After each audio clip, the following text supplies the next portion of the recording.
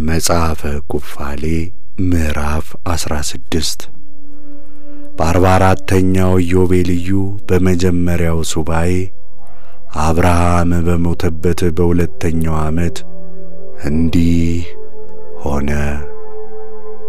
በመጀመሪያው የአዝመራ በዓል የዚህችን ሱባኤ በዓል ያደርጉ ዘንድ ይስሐቅና ይስማኤል ከቤርሳቤ ወደ አባታቸው ወደ አብርሃም መጡ።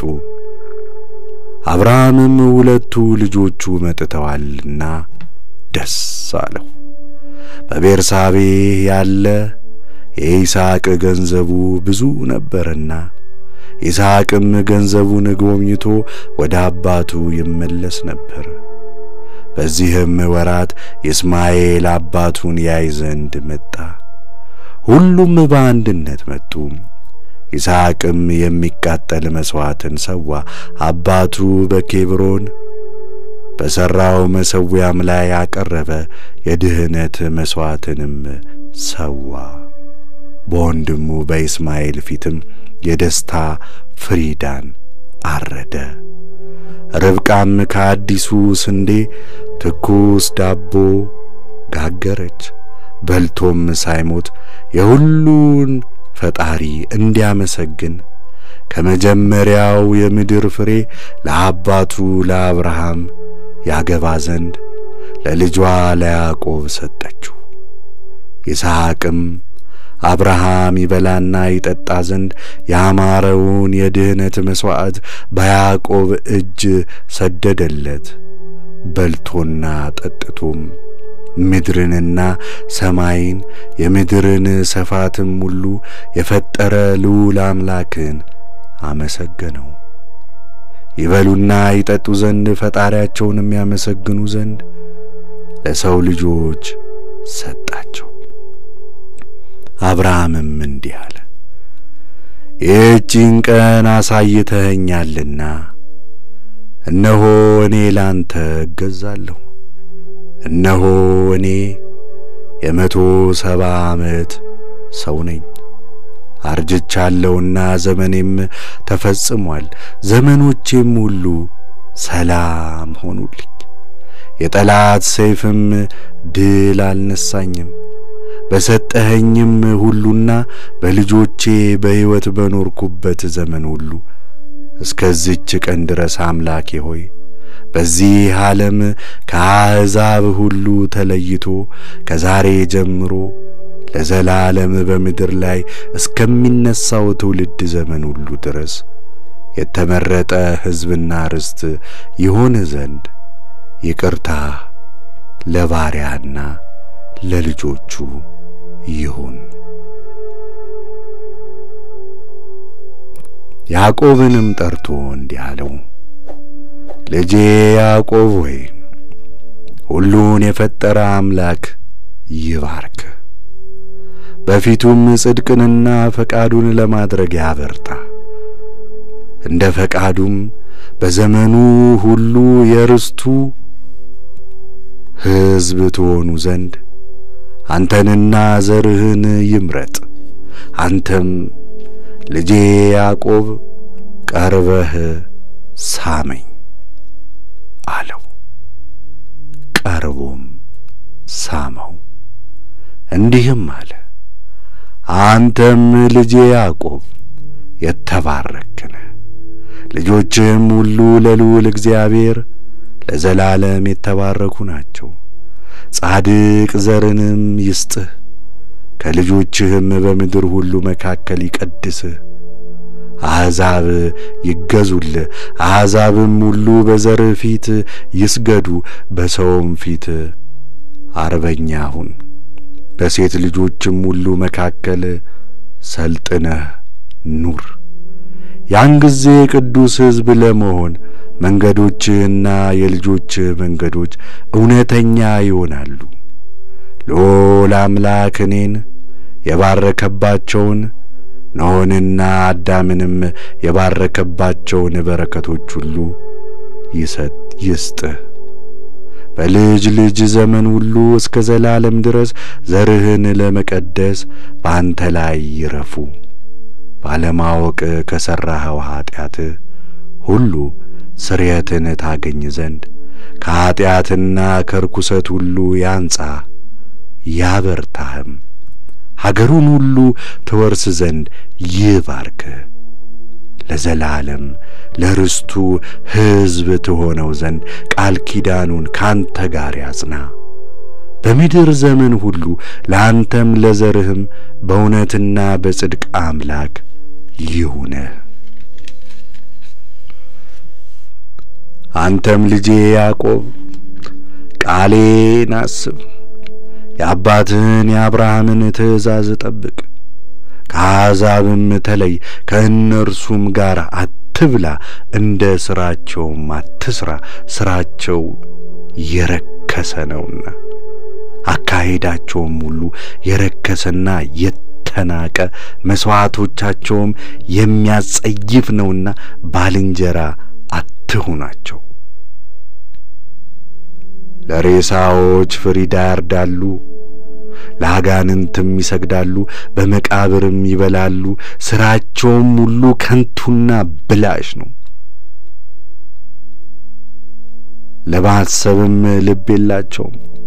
ለማሰብም ልብ የላቸውም ዓይናቸውም የሚያይ አይደለም ሥራቸው ምንድነው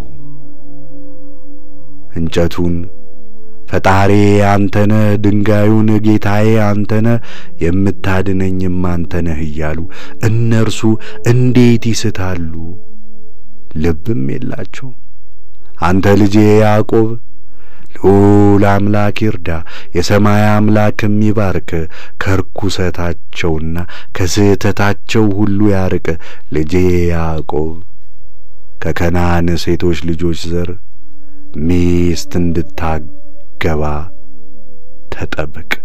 እንዳታገባ ተጠበቅ ዘሩ ሁሉ ከምድር ለጥፋት ነውና በካም በደል ከናን ስቷልና ልጁና የልጅ ልጁ ሁሉ ከምድር ይደመሰሳልና በፍርድ ቀንም ከእርሱ የሚድን የለምና ጣዖት ለሚያመልኩና ለተጠሉ ሰዎች ሁሉ በሕያዋን ምድር ምንም ተስፋ የላቸውምና ወደ ሲኦልም ይወርዳሉና ወደ ፍርድ ቦታም ይሄዳሉና በምድርም ላይ ምንም መታሰቢያ የላቸውምና የሶዶም ልጆች ከምድር እንደተወሰዱ እንዲሁ ጣዖት የሚያመልኩ ሁሉ ይወሰዳሉ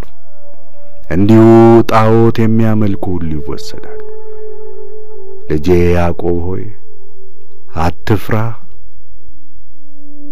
የአብርሃም ልጅ ሆይ አትደንግጥ ልዑል አምላክ ከጥፋት ይጠብቅ ከስህተትም ሥራ ሁሉ እርሱ ያድንህ ይህንም ቤት በምድር ላይ ስሜን በእርሱ አኖር ዘንድ ለእኔ ሠራው ለአንተና ለዘርህም ለዘላለም ተሰጠች የአብርሃምም ቤት ትባላለች ቤቴን ትሠራለህና ስሜንም በአምላክ ፊት እስከ ዘላለም ታጸናለህና ዘርህም ስምህም በምድር ትውልድ ሁሉ ጸንቶ ይኖራል ይህንንም አዞና መርቆ ጨረሰ ሁለቱም ሁሉ በአንድ አልጋ በአንድነት ተኙ ያዕቆብም በአባቱ አባት በአብርሃም አጠገብ ተኛ 7 ጊዜ ሳመው ሩሩ ልቦናውም በእርሱ ደስ አለው በፍጹም ልቦናውም ባረከው እንዲህም አለ ለዘላለም ለወርሳትና ለዘላለም ይባረክ ዘንድ ቅዱስ ልጅን ለወልድ ያቺን ሀገር ትሰጠኝ ዘንድ ከከለዳውያን ኡር ያወጣኸኝ የሁሉ አምላክና የሁሉ ፈጣሪ ልዑል አምላክ ሆይ በፍጹም ልቤና በይቅርታዬ በእርሱ ደስ የሚለኝ ልጄ ያዕቆብን ባርከው ይቅርታህና ብዙ ቸርነት በዘመኑ ሁሉ በእርሱና በዘሩ ይሁን። ከዛሬ ጀምሮ እስከ ዘላለም ድረስ አትለየው፣ ቸልም አትበለው። ይጠብቁት ዘንድ ትባርከውም ዘንድ ለርስት የሚሆን ሕዝብን ትቀድሰው ዘንድ በእርሱና በዘሩ ላይ ዓይኖችህ የተገለጡ ይሁኑ። ከዛሬም ጀምሮ እስከ ዘላለም ድረስ በበረከትህ ሁሉ ባርከው። ቃል ኪዳንህንና ይቅርታህን ከእርሱ ጋር ከዘሩም ጋር በምድር ትውልድ ሁሉ በፍጹም ፈቃድህ አድስ።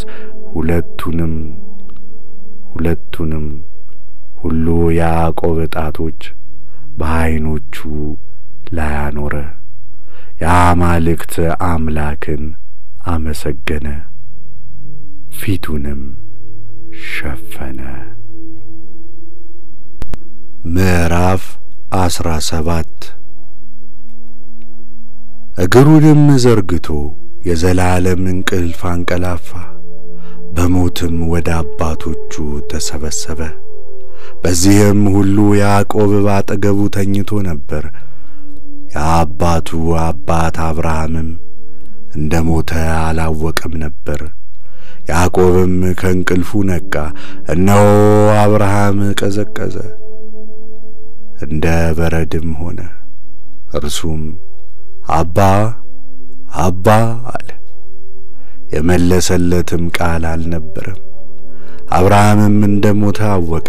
ከአጠገቡም ተነስቶ ፈጥኖ ሄደ፣ ለእናቱ ለርብቃም ነገራት። ርብቃም በሌሊት ወደ ይስሐቅ ሄዳ ነገረችው። በአንድነትም ሄዱ። ያዕቆብም ከእርሱ ጋር ነበረ፣ በእጁም መብራት ይዞ ነበር። በሄዱም ጊዜ አብርሃም ሬሳው ተጋድሞ አገኙት። ይስሐቅም በአባቱ ፊት ወድቆ አለቀሰ፣ ሳመውም። በአብርሃምም ቤት ጩኸት ተሰማ። ልጁ የእስማኤልም ተነስቶ ወደ አባቱ ወደ አብርሃም ሄደ። ለአባቱ ለአብርሃምም አለቀሰለት። እርሱና የአብርሃም ቤተሰብ ሁሉ ትልቅ ልቅሶን አለቀሱ። ልጆቹ ይስሐቅና ይስማኤልም ደርብ ባላት ዋሻ በሚስቱ በሳራ አጠገብ ቀበሩት። ቤተሰቦቹም ሁሉ 40 ቀን አለቀሱለት። ይስሐቅና ይስማኤል ልጆቻቸውም ሁሉ የኬጡራም ልጆች በቦታቸው አለቀሱለት። የአብርሃም ልቅሶ ሐዘንም ተፈጸመ። እርሱም 3 ኢዮቤልዩና 4 ሱባዔ ኖረ። ይኸውም 175 ዓመት ነው። በሕይወት የኖረበት ዘመን ተፈጸመ፣ አረጀ፣ ዘመኑንም ፈጸመ። የቀደሙ ሰዎች በሕይወት የሚኖሩበት ዘመናቸው 19 ኢዮቤልዩዎች ነበር። ከጥፋቷ በኋላ ግን ከኢዮቤልዩዎች ለማጉደልና ፈጥኖ ለማርጀት በአብርሃም በቀር በሥራቸው ክፋት በብዙ መከራ የተነሳ ዘመናቸው በመሰልቸት ከ19 ኢዮቤልዩ ያጎድሉ ጀመር። አብርሃም ግን ከእግዚአብሔር ጋር በሥራው ፍጹም ነበርና ዘመኑ ሁሉ በእውነት ደስ ያሰኘው ነበር። እነሆም ከመከራ ብዛት የተነሳ ፈጥኖ እስኪያረጅ ድረስ 4ቱን ኢዮቤልዩ በሕይወት አልጨረሰም። ዕድሜንም ጠገበ። ከዛሬ ጀምሮ እስከ ፍርድ ቀን ድረስ የሚነሱ ልጆች ሁሉ 2 ኢዮቤልዩ ሳይጨርሱ ፈጥነው ያረጃሉ። ከርጅናቸውም የተነሳ ዕውቀታቸው የምትለያቸው ትሆናለች፣ ፍጹም ዕውቀታቸውም ትለያቸዋለች። በዚያም ወራት ሰው 1 ኢዮቤልዩ የኢዮቤልዩ እኩሌታ ቢኖር ስለ እርሱ ብዙ ዘመን ኖረ ይባላል። ነገር ግን የዘመኑ አብዛኛው በሽታ ድካምና መከራ ነው። ሰላምም አይኖረውም። በመቅሰፍት ላይ መቅሰፍት፣ በቁስል ላይ ቁስል፣ በመከራ ላይ መከራ፣ በክፉ ምስክርነት ላይ ክፉ ምስክርነት፣ በበሽታ ላይ በሽታ ይሆናል። እንደዚሁም ክፉ ፍርድ ሁሉ ይሆናል። ይህም ከዚህ ደዌ ጋር ነው። ጓታ፣ ውርጭ፣ በረድ፣ ዋግ፣ እንቅልፍ፣ ግዳጅ፣ የሆድ በሽታ፣ ድርቅ፣ ሞት፣ ሾተል፣ መማረክ፣ መቅሰፍት ሁሉ መከራው። ይህም ሁሉ በዝሙት ርኩሰትና በመተዳደፍ በሚያጸይፍ ሥራቸውም ምድርን በምታረክስ በዚህች ክፉ ትውልድ ላይ ይመጣል። ያን ጊዜ እንዲህ ይላሉ፣ የቀደሙ አባቶቻችን ዘመናቸው ብዙ ነበር፣ እስከ 1000 ዓመት ድረስ ብዙ ነበር፣ መልካምም ነበር። እነሆ የኛ የሕይወታችን ዘመን ግን ሰው ብዙ ዘመን ኖረ ቢባል 70 ዓመት ነው፣ እጅግም ቢበዛ 80 ዓመት ነው። ሁሉም ክፉ ነው። በዚያችም ክፉ ትውልድ ዘመን ምንም ሰላም አይኖርም። በዚያችም ትውልድ ልጆች አባታቸውን ሽማግሌዎቻቸውንም የሚሳደቡ ይሆናሉ። ስለ ኃጢአትና ስለ አመጽ፣ ስለ አንደበታቸውም አነጋገር እነርሱ ስለሚሰሯቸው ታላላቅ ክፋቶች ትእዛዙንና ሥርዓቱን ሕጉንም ሁሉ ይጠብቁና ያደርጉ ዘንድ በእነርሱና በእርሱ መካከል እግዚአብሔር ያደረገውን ቃል ኪዳን ስለ መተዋቸው ይሳደባሉ። ሁሉም ክፉ ሥራን እስከ መሥራት ደርሰው ወደ ቀኝም ወደ ግራም ፈቀቅ አይሉም። አንደበትም ሁሉ በደልን ይናገራል። ሥራቸውም ሁሉ ርኩስ ነው፣ የሚያጸይፍም ነው። መንገዳቸውም ነውር ነው፣ የረከሰም ነው፣ ጥፋትም ነው። እነሆ ምድር ስለ ሥራቸው ሁሉ ትጠፋለች። የወይን ዘር የላቸውም፣ ዘይትም የላቸውም። ሥራቸው ሁሉ ክህደት ነውና አራዊትና እንስሳት፣ ወፎችና የባሕር ዓሣዎች ሁሉ ከሰው ልጆች አስቀድመው ሁሉም በአንድነት ይጠፋሉ። ከእነዚህ ጋር ወጣቶች ከሽማግሌዎች ጋር፣ ሽማግሌዎችም ከወጣቶች ጋር፣ ድሃ ከባለጸጋ ጋር፣ ታናሹ ከታላቁ ጋር፣ ጦም አዳሪው ከዳኛው ጋር ስለ ሕግና ስለ ቃል ኪዳን ይጣላሉ። ትእዛዙንና ቃል ኪዳኑን፣ በዓሉንና የወር መባቻውን፣ ሱባኤውንና ኢዮቤልዩን ፍርዱንም ሁሉ ዘንግተዋልና ከሰንከልካላ መንገዳቸው ይመልሷቸው ዘንድ ለሰልፍ ሰይፍ ይዘው ይነሳሉ። ሕግን የሚጠብቁ ግን ብዙ ደም በምድር ላይ እስኪፈስ ድረስ አይመለሱም። በእነዚህ ላይ ይነሳሉ። በጽድቅ መንገድ ያልዳኑ ሰዎች ግን ከክፋታቸው አይመለሱም። እያንዳንዱ በቅሚያ ለመበልጸግ የባልንጀራውን ገንዘብ ሁሉ ይወስድ ዘንድ ይነሳሉና በታላቅ ስምም ይጠራሉ። ነገር ግን በእውነት አይደለም፣ በጽድቅም አይደለም። በርኩሰታቸውና በጥፋታቸው በኖራቸውም ቅድስተ ቅዱሳኑን ያረክሳሉ።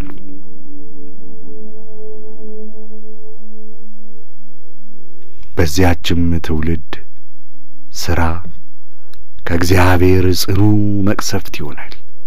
ለሰይፍና ለቅጣት፣ ለመማረክና ለመቀማት፣ ለጥፋትም ይሰጣቸዋል። በእነርሱ ላይ ምሕረትና ይቅርታ የሌላቸውን የአሕዛብ ወገኖች ያስነሳባቸዋል። ከሰው ልጆች ሁሉ ይከፉ ዘንድ ክፉዎችና ኃይለኞች ናቸውና ለሽማግሌም ቢሆን ለሕፃንም ቢሆን ለማን ፊት አያደሉም። በእስራኤል ላይ ክርክርን በያዕቆብም ላይ በደልን ያደርጋሉ። ብዙ ደምም በምድር ላይ ይፈሳል፣ የሚሰበስብም የለም፣ የሚቀብርም የለም። በዚያም ወራት ጮኸው ይጣራሉ፣ ከኃጢአተኞች ከአሕዛብ እጅ ይድኑ ዘንድ ይጸልያሉ። ነገር ግን የሚያድን የለም፣ የሕፃናቱም ራስ በሽበት ይነጣል። የሦስቱ ሱባኤ ሕፃናት 100 ዘመን እንደሆነው ሽማግሌ ሆኖ ይታያል። ቁመታቸውም በመከራና በጭንቀት ይጎብጣል። በእነዚያም ወራቶች ልጆች ሕጉን ለመመርመር ሥርዓቱንም ለመፈለግ ወደ እውነት መንገድም ለመመለስ ይጀምራሉ። ቀኖችም ይበዙና ይረዝሙ ጀመር። የሰው ልጆችም ከትውልድ ወደ ትውልድ ይበዙ ጀመር። ቀናቸውም ወደ 1000 ዓመት እስኪቀርብ ድረስ ከብዙ ቀናትም እስከ ብዙ ዓመታት እስኪቀርብ ቀን ከቀን ይበዛ ጀመር። ሽማግሌ የለም፣ ዕድሜንም የሚጠግብ የለም። ሁሉም ሕፃናትና ልጆች ይሆናሉ። ሁሉም ዘመናቸውን ይፈጽማሉ፣ በሰላምና በደስታም ይኖራሉ። ባላጋራ አይኖርም። ዘመኖቻቸው ሁሉ የበረከትና የፈውስ ዘመኖች ይሆናሉና የሚያጠፋ ክፉ አይኖርም። ያን ጊዜ እግዚአብሔር ባሪያዎቹን ያድናል፣ ያነሳሉ፣ ይነሳሉ። በዓለምም ብዙ ሰላምን ያያሉ፣ ጠላቶቻቸውንም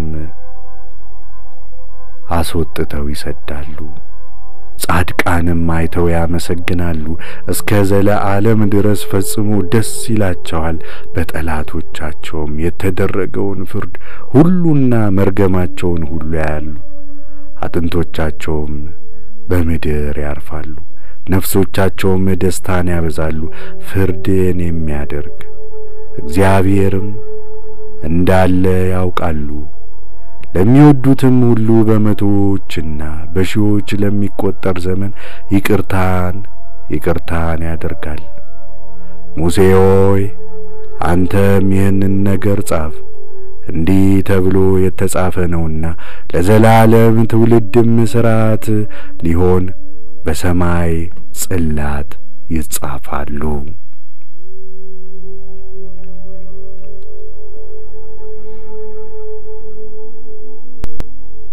መጽሐፈ ኩፋሌ ምዕራፍ 18 አብርሃም ከሞተ በኋላ እንዲህ ሆነ። እግዚአብሔር ልጁን ይስሐቅን ባረከው።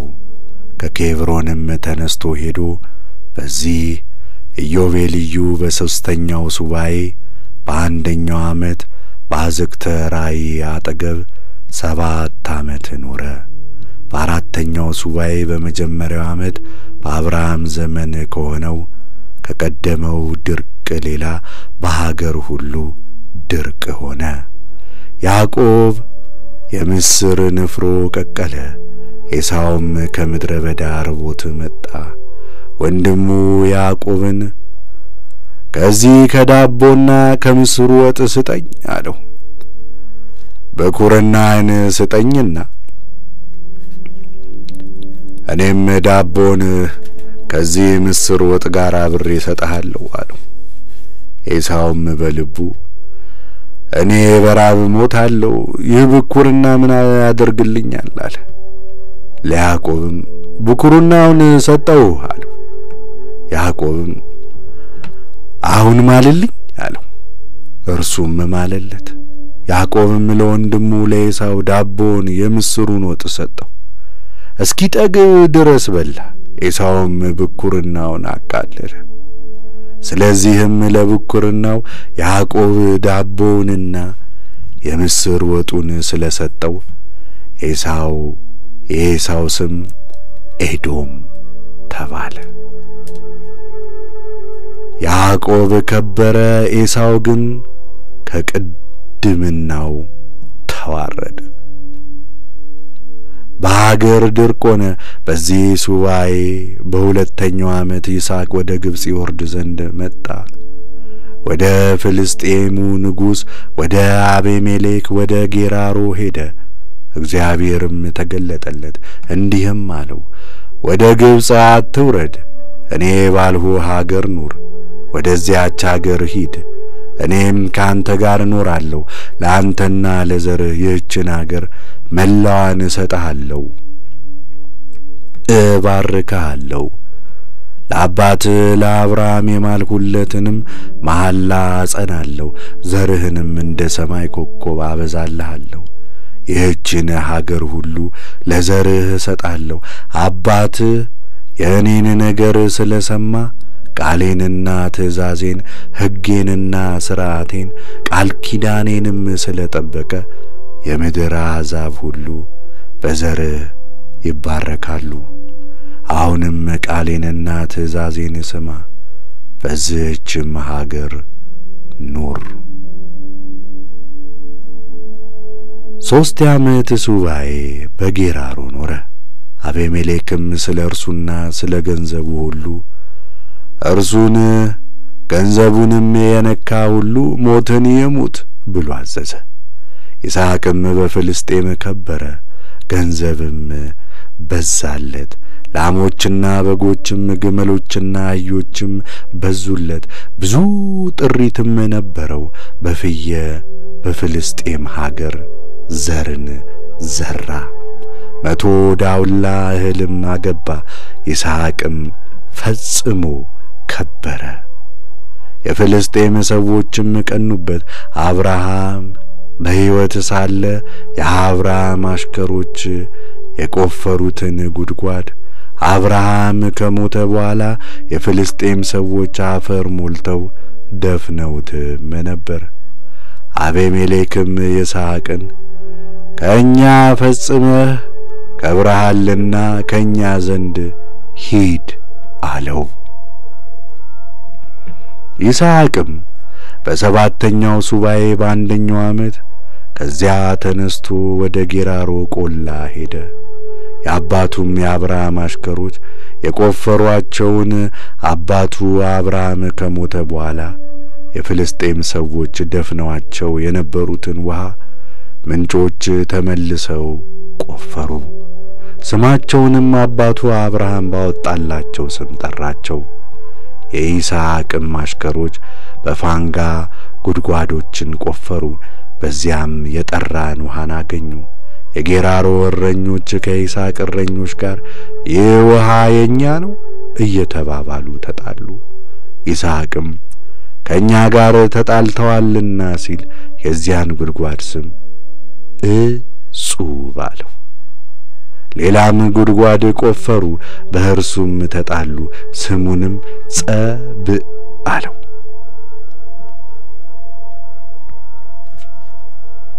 ከዚህም የተነሳ ሄደው ሌላ ጉድጓድን ቆፈሩ፣ በእርሱ ግን አልተጣሉም፣ ስሙንም ሰፋ አለው። ይስሐቅም ዛሬ እግዚአብሔር አሰፋልን፣ በምድርም ከበርን አለ። ከዚያም በ44ኛው ኢዮቤልዩ በመጀመሪያው ሱባኤ በመጀመሪያው ዓመት ወደ ቤርሳቤህ ወጣ። በዚያች ሌሊት በመጀመሪያው ወር መባቻ እግዚአብሔር ተገለጠለት፣ እንዲህም አለው፣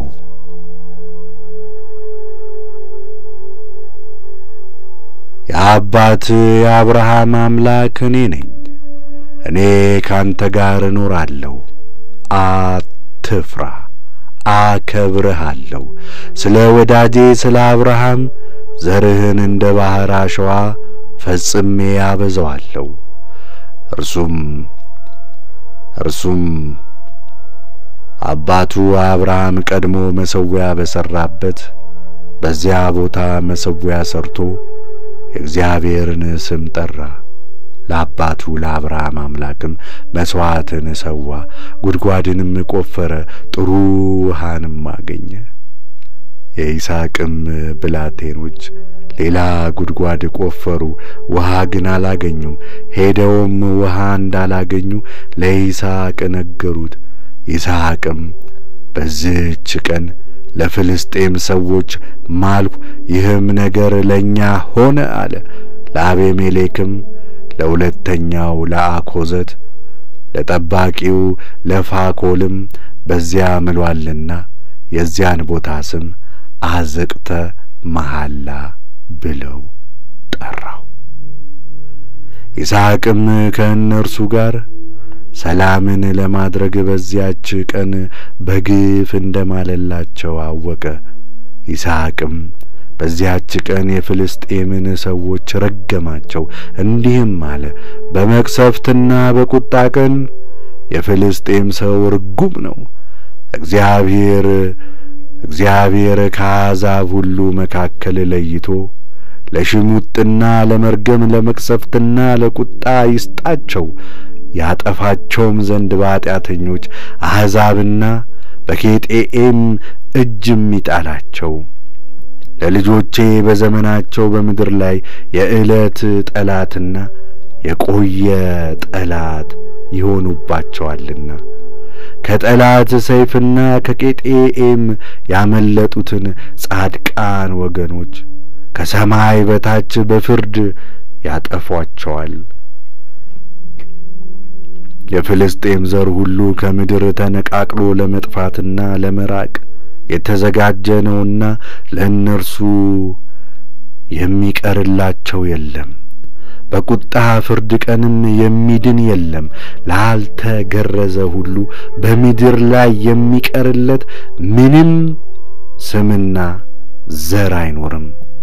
እስከ ሰማይም ቢወጣ ከዚያ ይወርዳል፣ በምድርም ቢጸና ከዚያ ይነቀላል። በአሕዛብም መካከል ቢሰወር ከዚያ ይጠፋልና ወደ ሲኦል ቢወርድ በዚያ ቅጣቱ ይበዛል፣ በዚያ ምንም ሰላም የለውም። ሰውነቱን ለማጥፋት በሚፈልጓት ሰዎች እጅ ተማርኮም ቢሆን በጎዳና መካከል ይገድሉታልና በምድር ሁሉ የሚቀርለት ስምና ዘር የለውም፣ ወደ ዘለዓለም መርገም ይሄዳልና ከምድር ይጠፋ ዘንድ በፍርድ ቀን ለእርሱ ለማድረግ ስለ እርሱ በሰማይ ጽላት እንደዚህ ተጽፏል ተቀርጿልም።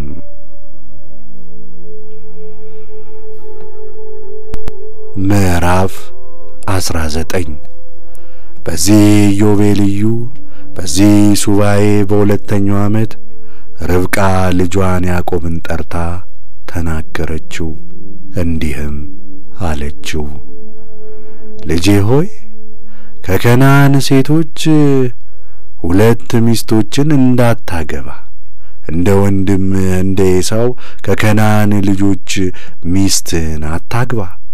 ስራቸው ሁሉ ዝሙትና መዳራት ነውና በሚያስጸይፍ ስራቸው ሁሉ ሰውነቴን አሳዘኗት።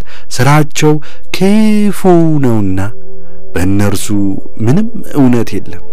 ልጄ ሆይ እኔ እጅግ እወድሃለሁ። ልቦናዬና ቸርነቴ በቀኑ ጊዜና በሌሊቱ ጥበቃ ይመርቁሃል። አሁንም ልጄ ሆይ ቃሌን ስማ፣ የእኔን የእናትህንም ፈቃድ አድርግ። ከአባትህ ቤት በቀር ከአባትህም ወገን በቀር ከዚህ ሀገር ሴቶች ልጆች ሚስትን አታግባ። የምታገባትንም ከአባቴ ወገን አግባ። ልዑል አምላክም ይባርካል። ልጆችህም የእውነት ልጆች ይሆናሉ፣ ዘርህም ቅዱስ ይሆናል።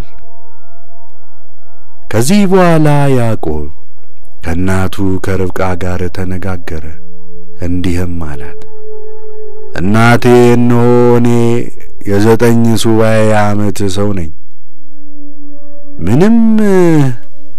ምን ሴት አላውቅም፣ አልዳሰስሁም፣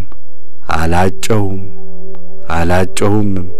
ከከናን ወገን ልጆች ምን ሴት እንዳላገባ እንዳዘዘኝ ከአባታችን ከአብርሃም ነገር የተነሳ አስባለሁና ከከናን ልጆች ወገን ሁሉ ሚስት አገባ ዘንድ አላስብም።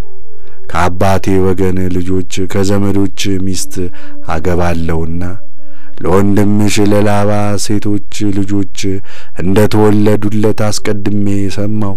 ከእነርሱም ሚስት አገባ ዘንድ ልቦናዬን በእነርሱ ላይ አሳረፍኩ። ስለዚህ እንዳልበድል በመንገዴም ሁሉ በሕይወቴ ዘመን እንዳልጠፋ በሰውነቴ ተጠበቅኩ። ስለ መዳራትና ስለ ዝሙት አባቴ አብርሃም አብዝቶ አዞኛልና ከዚህም ሁሉ ጋር ይህን አዞኛልና ወንድሜ የሁለቱን ሚስቶቹን እህት አንዲቱን አግባ እያለ ሲከራከረኝና ሲናገረኝ 22 ዓመቱ ነው። እኔም ወንድሜ እንዳደረገው አደርግ ዘንድ አልወድም። ባለ ዘመኔ ሁሉ ከከናን ሴቶች ልጆች ሁሉ ሚስት እንዳላገባ ወንድሜ ክፉ ሥራ እንደ ሠራ እኔም ክፉ ሥራ እንዳልሠራ በፊትሽ እምላለሁ።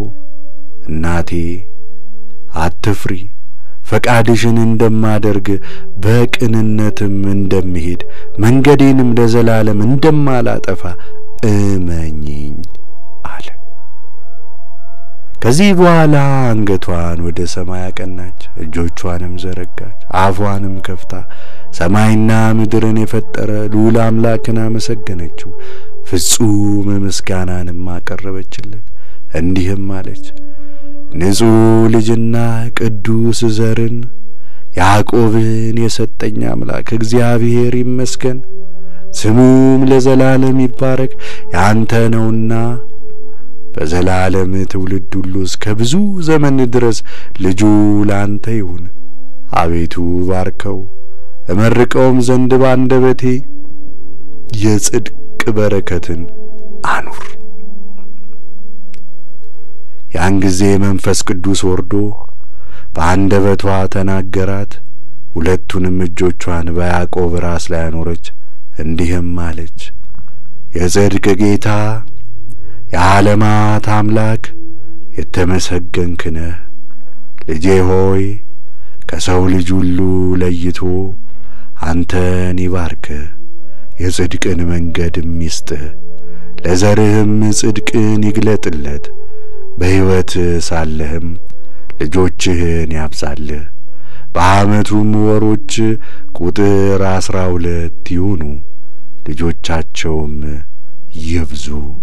ከሰማይ ከዋክብት ይልቅ ይብዙ፣ ቁጥራቸውም ከባሕር አሸዋ ይብዛ። ለአብርሃም ይሰጣት ዘንድ ከእርሱም በኋላ በዘመኑ ሁሉ ለዘሩ ይሰጣቸው ዘንድ እንደተናገረ ያቺን የተወደደች ምድር ይስጣቸው። ለዘላለም እጅ አድርገው ይዘዋት ይኑሩ። ልጄ ሆይ በሕይወት ሳለው የተባረከ ልጅልኝ፣ ዘር ሁሉ የተባረከና የተቀደሰ ዘር ይሁን።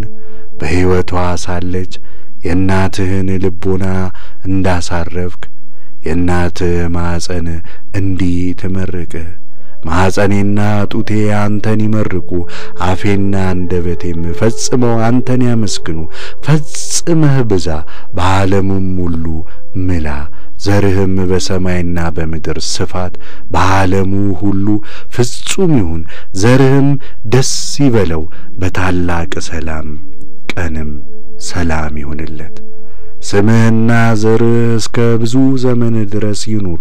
ልዑል አምላክም አምላካቸው ይሁን፣ የጽድቅ አምላክም ከእነርሱ ጋር ይኑር። መቅደሱም በዓለሙ ሁሉ በእነርሱ ይሠራ። የሚመርቅህ የተመረቀ ይሁን። በሐሰት የምትረግምህ ሰውነት ሁሉ የተረገመች ትሁን። እርሷም ሳመችው፣ እንዲህም አለችው፣ የእናትህ ልቦና እንደሚወድህ ማኅፀኗም በአንተ ደስ እንደሚለው እንደሚመርቅህ የዓለሙ ሁሉ ጌታ አንተን ይውደድህ። ከዚህ በኋላ ከመመረቅ ዝም አለች። በዚህ ሱባኤ በሰባተኛው ዓመት ይስሐቅ ታላቁን ልጁን ኤሳውን ጠርቶ እንዲህ አለው፣ ልጄ ሆይ እኔ አረጀው፣ እነሆ ዓይኖቼ ለማየት ፈዘዋል። የምሞትባት ቀን አላውቅም። አሁንም የምታድንበትን ጦርህንና ጎራዴህን ቀስትህንም ይዘህ ወደ ምድረ በዳ ውጣ፣ አደንም አድነህ አጥምደህ አምጣልኝ። ልጄ ሰውነቴ የምትወደውን መብል አዘጋጅተህ እበላ ዘንድ አምጣልኝ፣ ሳልሞትም ሰውነቴ ትመርቅህ አለው። ርብቃም ይስሐቅ ለኤሳው ሲነግረው ነገሩን ትሰማ ነበር። ኤሳውም አጥምዶ ይዝና ለአባቱ ያመጣ ዘንድ ወደ ምድረ በዳ ገስግሶ ሄደ። ርብቃም ልጇን ያዕቆብን ጠርታ እንዲህ አለችው፣ አባት ይስሐቅ አደን አድነህ አምጥተህ የምበላውን አዘጋጅልኝ፣ በልቼ ሳልሞት በእግዚአብሔር ፊት ልመርቅ ብሎ ከወንድምህ ከኤሳው ጋር ሲነጋገር ሰማሁት። አሁንም ልጄ ሆይ እኔ የማዝህን ነገር ስማ። ወደ መንጋ ሄደ ያማሩ 2 የፍየል ጠቦቶችን አምጣልኝ፣ እንደሚወደው አድርጌ ለአባት ምግብ ላዘጋጃለሁ። እኔ ሳይሞትም በእግዚአብሔር ፊት ይመርቅ ዘንድ ለአባትህ አቀርበህለት ይብላ፣ የተመረቅክም ትሆናለህ አለችው። ያዕቆብም እናቱ ርብቃን እንዲህ አላት፣ አባቴ ስለሚበላውና ደስ ስለሚያሰኘው ሁሉ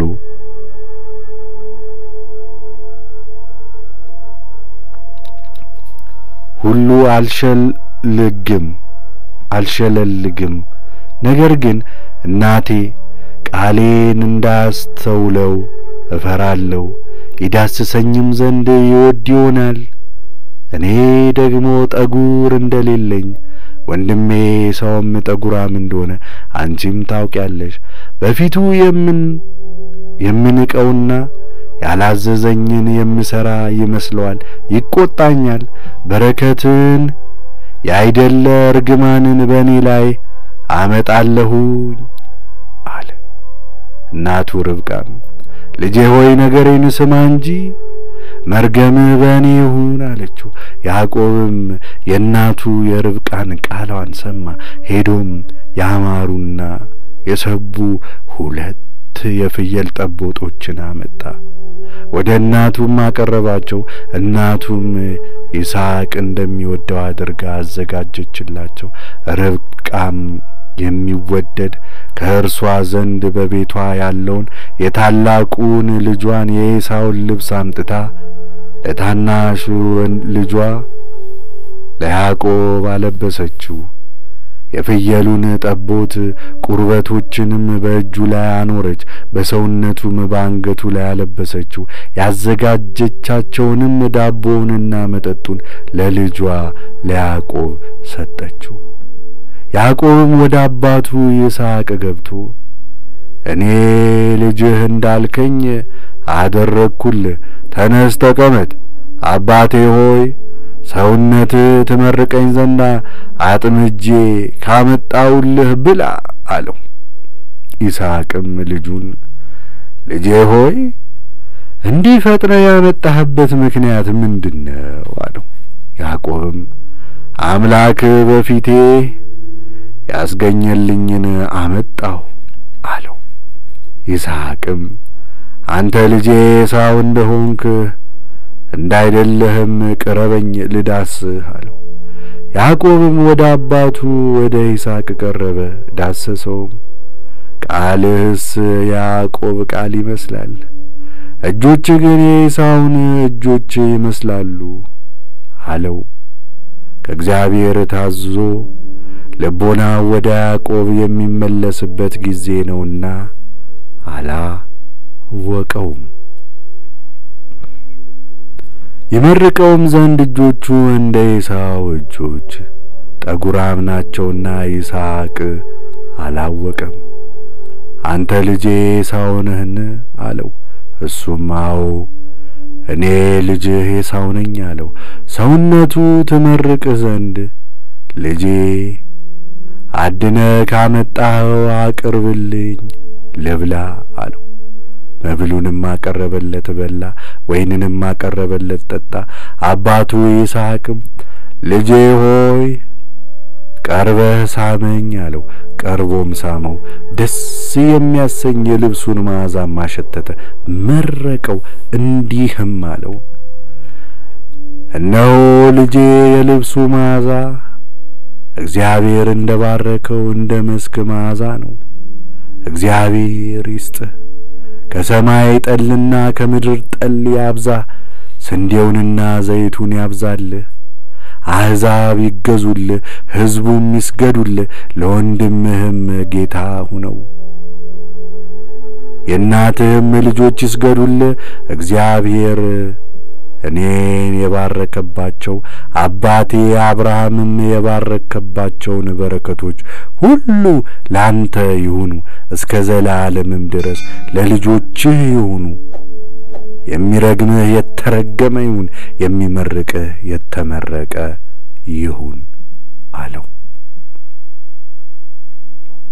ይስሐቅ ልጁን ያዕቆብን መርቆ ከጨረሰ በኋላ እንዲህ ሆነ። ከወጣም በኋላ እንዲህ ሆነ። ያዕቆብም ከአባቱ ከይስሐቅ ዘንድ ወጥቶ ተሸሸገ። ወንድሙ ኤሳው ግን ከአደኑ ደረሰ። እርሱም መብልን አዘጋጅቶ ለአባቱ አቀረበ።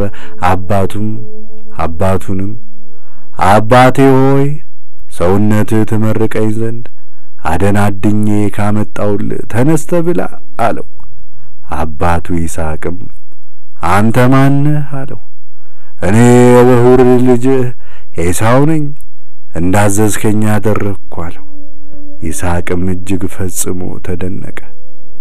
አደናድኖ አምጥቶልኝ አንተ ሳትመጣ ከሁሉ በልቼ የመረቅሁት ይህ ማን ነው? የተመረቀ ይሁን፣ ዘሩም እስከ ዘላለም ድረስ የተመረቀ ይሁን አለው። ኤሳውም የአባቱን የይስሐቅን ነገር በሰማ ጊዜ እንዲህ ሆነ። በታላቅ ቃል እጅግ ምርር ብሎ ጮኸ። አባቱን አባቴ ሆይ እኔንም መርቀኝ አለው። ወንድምህ በተንኰል መጥቶ በረከትህን ወሰደብህ አለው። ያዕቆብ ተብሎ በተጠራበት ስሙ እንዳሰነካከለኝ ዛሬ አወቅሁ። እነሆ ይህ ሁለተኛው ነው። ቀድሞ ብኵርናዬን ወሰደብኝ፣ ዛሬ በረከቴን ወሰደብኝ። አባቴ ምርቃትን አላስቀረህልኝምን አለ። ይስሐቅም ለኤሳው እንዲህ ብሎ መለሰለት፣ እነሆ ላንተ ጌታ አድርጌ ሾምኩት፣ ወንድሞቹንም ሁሉ ተገዢ የሆኑት ዘንድ ሰጠሁት። ወይኑንና ስንዴውን ዘይቱንም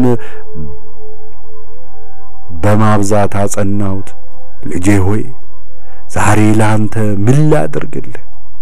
ኤሳውም አባቱ ይስሐቅን አባቴ በረከትህ አንዲት ብቻ ናትን?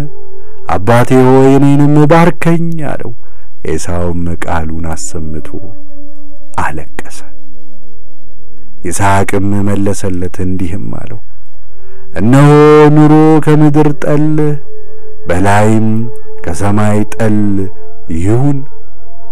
በሰይፍህም ለወንድምህ ተገዛ፣ በሰይፍህም ኑር ለወንድምህም ተገዛ። እምቢ ብትል ግን ቀንበሩንም ከአንገትህ ብታርቅ ያን ጊዜ ለሞት የሚያበቃ በደልን ሁሉ ትበድላለህ፣ ዘርህም ሁሉ ከሰማይ በታች ይጠፋል።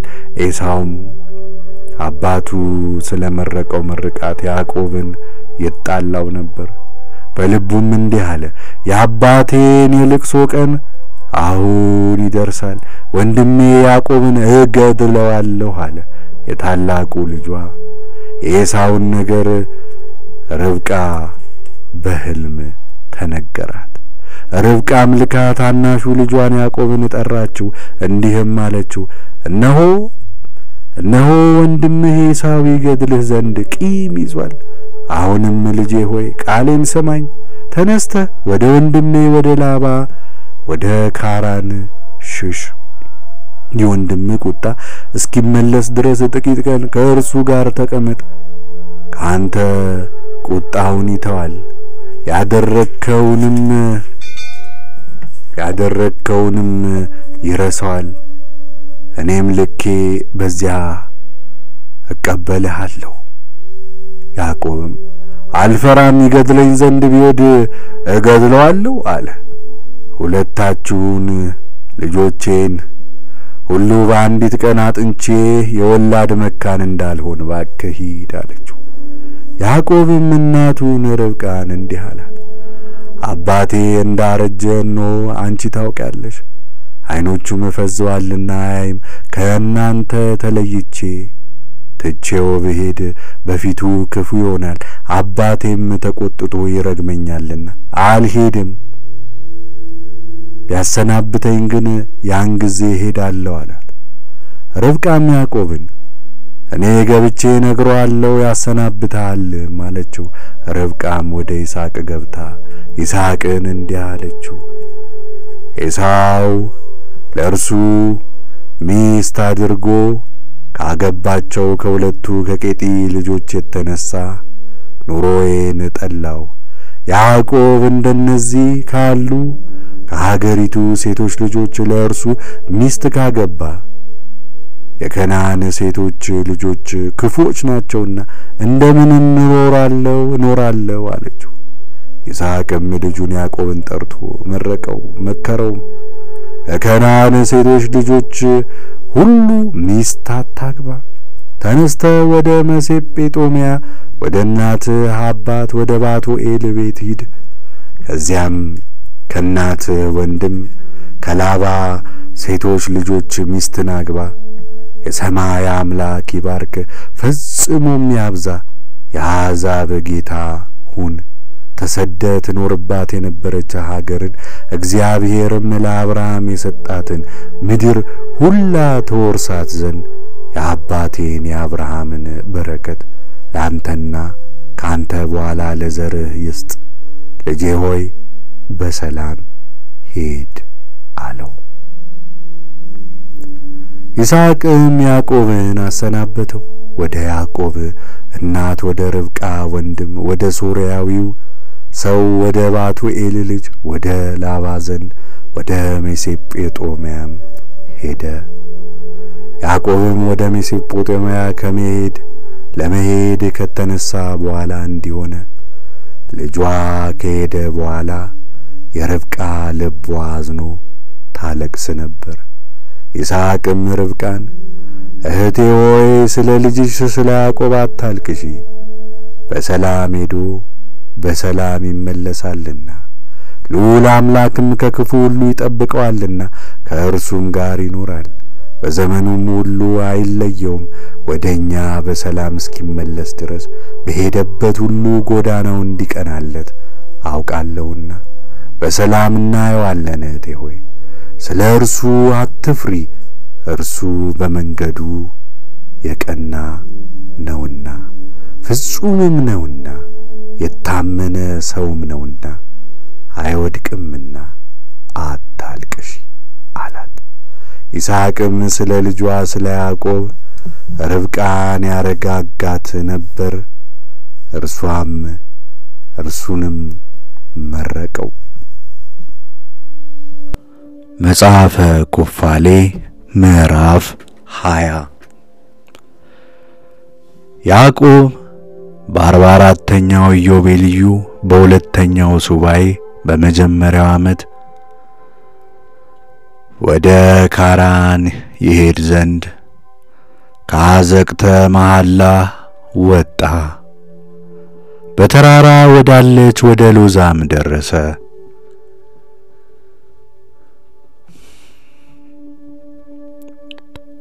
ይህችውም ቤቴል ናት።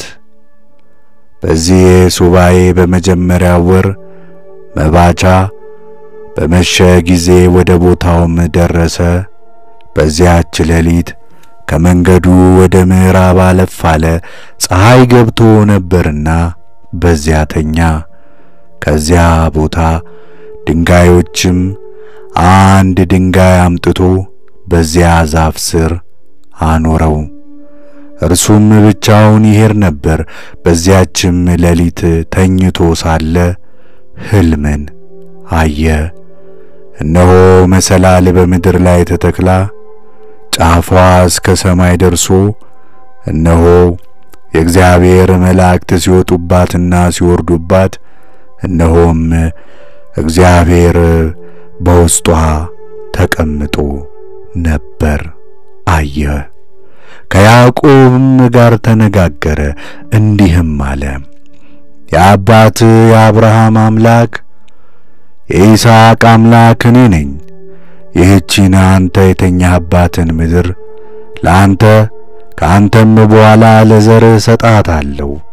ዘርህም እንደ ባህር አሸዋ ይሆናል። በምዕራብና በምስራቅ በሰሜንና በደቡብ ትበዛለህ። የአሕዛብም አገሮች ሁሉ በአንተና በዘርህ ይባረካሉ። እነሆ እኔም ካንተ ጋር እኖራለሁ፣ ሁል ጊዜም እጠብቅሃለሁ። ያልሁህን ሁሉ እስካደርግልህ ድረስ አልለይህምና ከሄድክበት ወደዚህች አገር በሰላም እመልስሃለሁ። ያዕቆብም ተኝቶ ነበር፣ እንዲህም አለ፣ ይህ ቦታ በእውነት የእግዚአብሔር ቤት ነው፣ እኔ ግን አላወቅኩም ነበር አለ።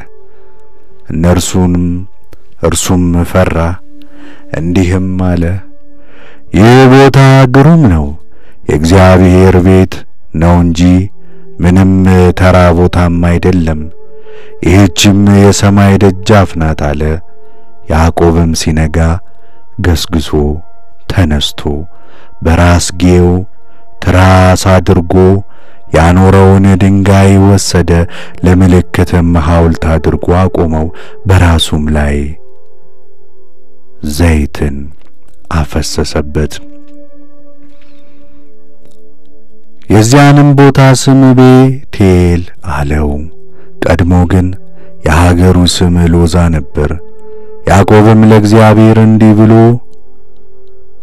ስዕለት ተሳለ፣ እግዚአብሔር ከኔ ጋር ቢኖር እኔ በምወድባትም በዚህች በሚሄድባትም በዚህች መንገድ ቢጠብቀኝ፣ እበላ ዘንድ እንጀራ ቢሰጠኝ፣ እለብስ ዘንድ ልብስን ቢሰጠኝ፣ ወደ አባቴም ቤት በሰላም ብመለስ እግዚአብሔር አምላኬ ይሆነኛል።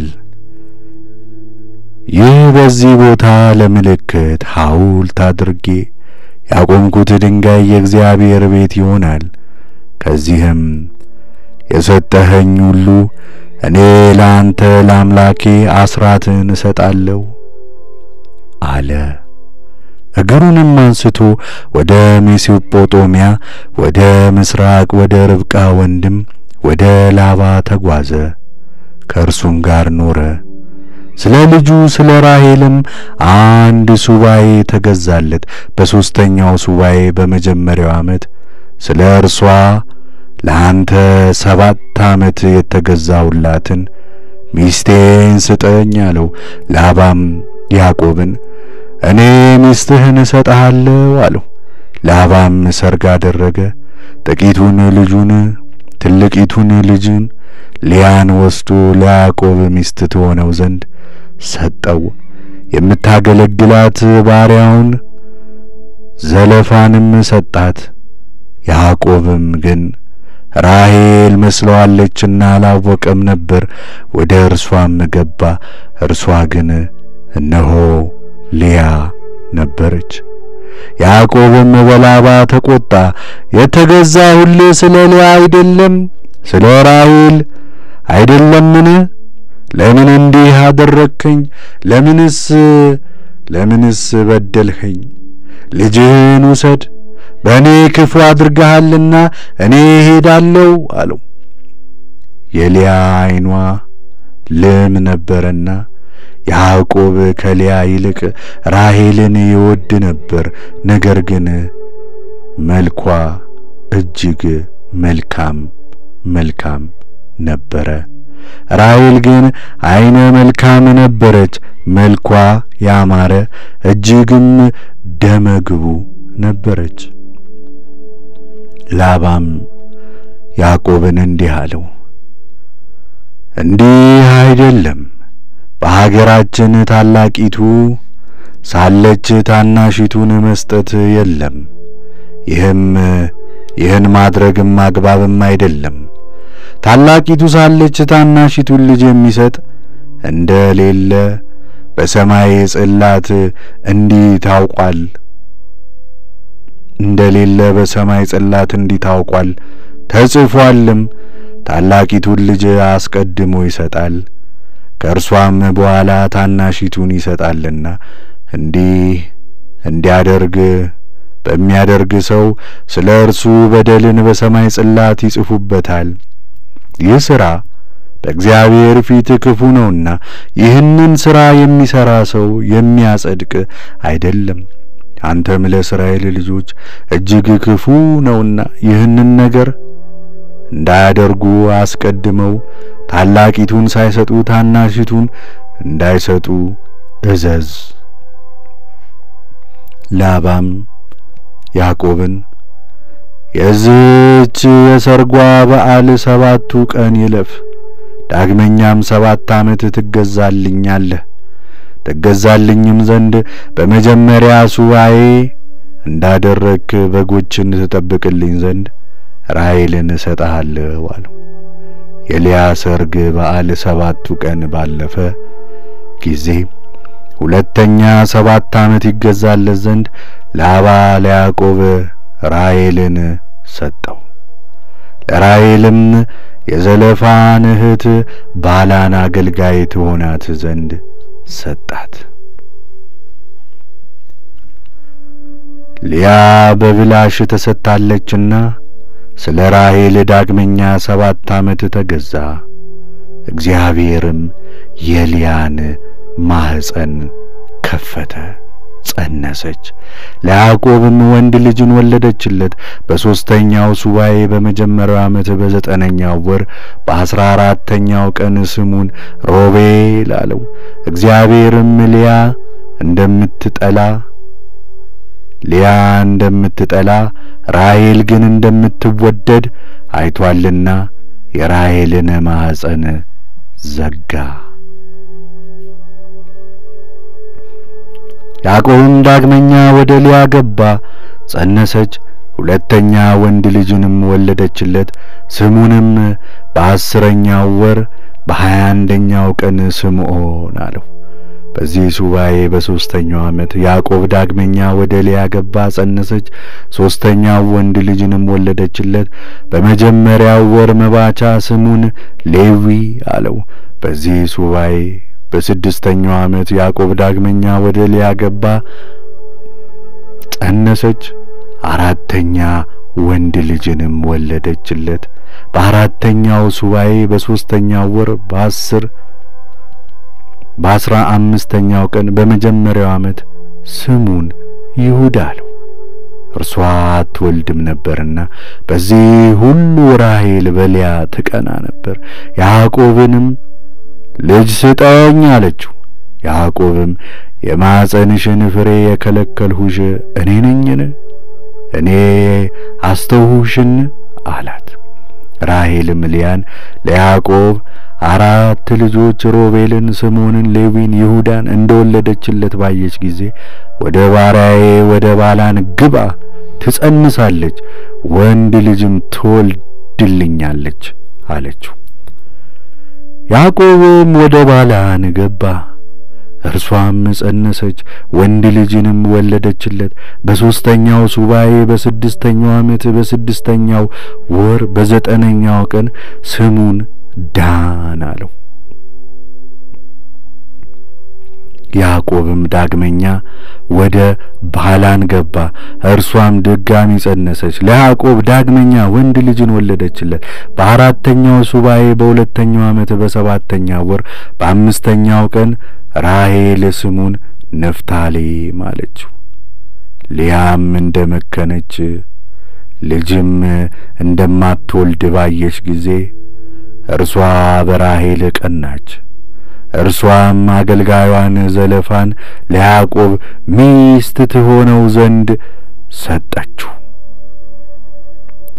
እርሷም ጸነሰች፣ ወንድ ልጅም ወለደች። በአራተኛው ሱባኤ በ3ኛው ዓመት በ8ኛው ወር በ12ኛው ቀን ስሙን ጋድ አለችው።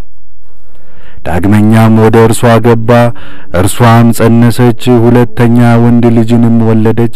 በአራተኛው ሱባኤ በ5ኛው ዓመት በ11ኛው ወር በ2ኛው ቀን ሊያ ስሙን አሴር አለችው። ያዕቆብም ወደ ሊያ ገባ፣ እርሷም ጸነሰች፣ ለያዕቆብም ወንድ ልጅ ወለደችለት። በአራተኛው ሱባኤ በ4ኛው ዓመት በ5ኛው ወር በ4ኛው ቀን ስሙን ይሳኮር አለችው፣ ለሞግዚትም ሰጠችው። ያዕቆብም ዳግመኛ ወደ እርሷ ገባ፣ ጸነሰች፣ ወንድና ሴት 2 ልጆችን ወለደችለት። በ44ኛው ኢዮቤልዩ በ6ኛው ሱባኤ በ7ኛው ዓመት በ7ኛው ወር የወንዱን ስም ዛብሎን አለችው፣ የሴቲቱን ስም ዲና አለቻት። እግዚአብሔርም ራሔልን ይቅር አላት፣ ማኅፀኗንም ተከፈተ፣ ጸነሰችም፣ ወንድ ልጅን ወለደች። በ4ኛው ሱባኤ በ6ኛው ዓመት በ4ኛው ወር መባቻ ስሙን ዮሴፍ አለችው። ዮሴፍም በተወለደ ጊዜ ያዕቆብ ላባን ሚስቶቼንና ልጆቼን ስጠኝ፣ ወደ አባቴ ወደ ይስሐቅ ልሂድ፣ ስለ 2 ልጆችህ ለአንተ የተገዛሁላቸውን ዘመኖች ፈጽሜያለሁና ቤት እሠራለሁ፣ ወደ አባቴም ቤት እሄዳለሁ አለው። ላባም ያዕቆብን በደሞዝ ከእኔ ጋር ተቀመጥ፣ ዳግመኛም መንጋዎችን ጠብቅልኝ፣ ደሞዝህንም ውሰድ አለው። አመድማ ዥንጉርጉር ነጭ ሆኖ የተወለደው ደሞዝ ሊሆነው ከፍየሉ ጠቦትና ከበጉ ጠቦት በጉን ሁሉ ደሞዝ ይሰጠው ዘንድ እርስ በርሳቸው ተዋዋሉ።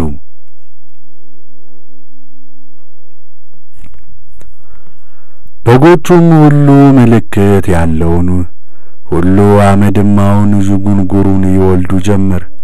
ዳግመኛም በጎቹ በዚያ አምሳል ይወልዱ ጀመር። ምልክት ያለው ሁሉ ለያዕቆብ፣ ምልክት የሌለው ለላባ ሆነ። ያዕቆብም ገንዘቡ እጅግ በዛ። ላሙንም በጉንም አህያውንም ግመሉንም ገዛ። ወንድ ልጅንና ሴት ልጅን ወለደ። ላባም ልጆቹም በያዕቆብ ቀኑበት። ላባም በጎቹን ከእርሱ ሰበሰበ፣ በክፉ አስተያየትም ይመለከተው ጀመር። ራሔልም ዮሴፍን ከወለደች በኋላ እንዲህ ሆነ፣ ላባ በጎቹን ይሸልት ዘንድ ሄደ። የ3 ቀን ጎዳና ያህል ከእርሱ ርቀው ነበር።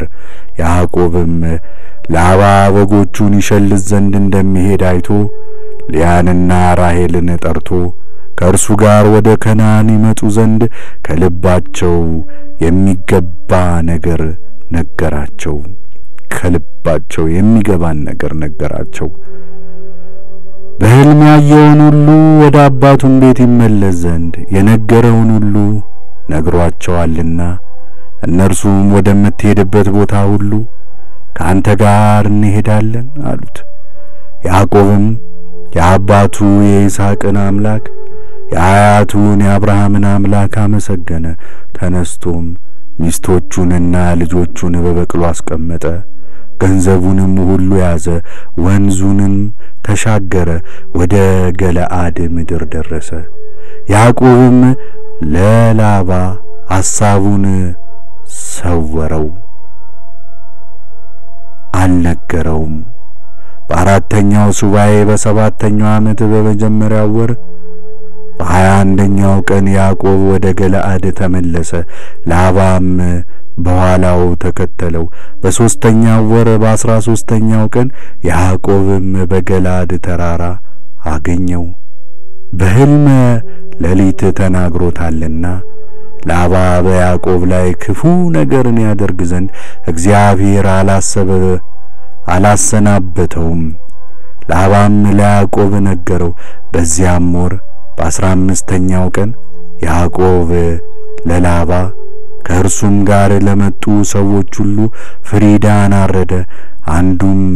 አንዱን በተንኮል እንዳይፈልገው በዚያች ቀን በገላድ ተራራ የያዕቆብ ለላባ ማለለት፣ ላባም ለያዕቆብ ማለለት። በዚያም ምስክር ይሆን ዘንድ ኮረብታን ሠራ። ስለዚህም የዚያ ቦታ ስም ፍስሐተ ስምዕ ተባለ። ቀድሞ የገላድ ምድር የራፋይም ምድር ተብሎ ይጠራ ነበር። የራፋይም ምድር ነበረና ቁመታቸው 10 ክንድ 9 ክንድም 7 ክንድም 8 ክንድም የሚሆኑ የራፋይም ልጆች ተወለዱ። መኖሪያቸውም ከአሞን ልጆች ሀገር ጀምሮ እስከ ኤርሞን ተራራ ድረስ ነበር። የመንግስታቸውም ከተማ ቆሬ፣ ናይምና አስጣሮስ፣ አድራ፣ ኦና፣ ሜሱር፣ ቢኦንም ነበረ። እነርሱ እጅግ ክፉዎች ነበሩና ከክፉ ሥራቸው የተነሳ እግዚአብሔር አጠፋቸው። ስለ እነርሱ ፋንታ ክፉ ኃጢአተኛ የሚሆን አሞሪዮን በአገራቸው ኖረ። ዛሬ የእነርሱን ኃጢአት ሁሉ የፈጸመ ሰው የለም። ከዚህም በኋላ በምድር የዘመን ብዛት የላቸውም። ያዕቆብም ላባን አሰናበተው፣ ወደ ምስራቅ ምድር ሜሶጶጣሚያ ሄደ። ያዕቆብም ወደ ገለዓድ ምድር ተመለሰ። በዘጠነኛ ወር ከወሩም በ11ኛው ቀን ኢያቦቅን ተሻገረ። በዚያም ቀን ወንድሙ ኤሳው ወደ እርሱ ደረሰና ተወቃቀሱ። ከእርሱም ተለያይቶ ወደ ሰይር ምድር ሄደ። ያዕቆብ ግን በድንኳን አደረ። በዚህ ኢዮቤልዩ በ5ኛው ሱባኤ በመጀመሪያው ዓመት ዮርዳኖስን ተሻግሮ በዮርዳኖስ ማዶ አደረ። በኮረብታ አጠገብ ካለ ባህር ጀምሮ እስከ ዶታንና እስከ ቤተ ሶን ድረስ እስከ ጾመ አቅራቢትም ድረስ በጎቹን ያሰማራ ነበር። ለአባቱ ለይስሐቅም ከገንዘቡ ልብሱንም እና ምግቡን፣ ስጋውንና መጠጡን፣ ወተቱንና ቅቤውን፣ ዳቦንም ከቆላውም ተምር ሁሉ ይሰድ ነበር። ለእናቱ ለርብቃም በ12 ወር ጊዜዎች መካከል በዘርና በአዝመራ መካከል በበልግና በመከር በክረምትና በበጋ መካከል በዓመት 4 ጊዜ ወደ አብርሃም ድንኳን ይልክላት ነበር። የይስሐቅም ከአዝቅተ መሐላ ተመልሶ ወደ አባቱ ወደ አብርሃም ድንኳን ወጥቶ ነበርና ከልጁ ከኤሳው ተለይቶ በዚያ ኖረ። ያዕቆብም ወደ ሜሶጶጣሚያ በሄደ ጊዜ ኤሳው ማዕሊትን ሚስት አድርጎ አገባ። ይህችም የኢስማኤል ልጅ ናት። የአባቱን መንጋዎች ሁሉና ሚስቶቹንም ሰበሰበ። ወጥቶም በሴር ተራራ ኖረ። አባቱን ይስሐቅን በአዝቅተ መሐላ ብቻውን ተወው። ይስሐቅ ከአዝቅተ መሐላ ወጥቶ በኬብሮን ተራራ በአባቱ በአብርሃም ግንብ ኖረ። ከዚያም ያዕቆብ ለእናቱና ለአባቱ ሁሉን ይሰድ የነበረውን በየጊዜው የፈለጉትን ሁሉ ይልክ የነበረ ያዕቆብንም በፍጹም ልቦናቸው በፍጹም ነፍሳቸው ይመርቁት ነበር። በ6ኛው ሱባኤ በመጀመሪያው ዓመት ወደ ሴቂማ ምስራቅ ወደ ሳሌም በ4ኛው ወር በሰላም ወጣ።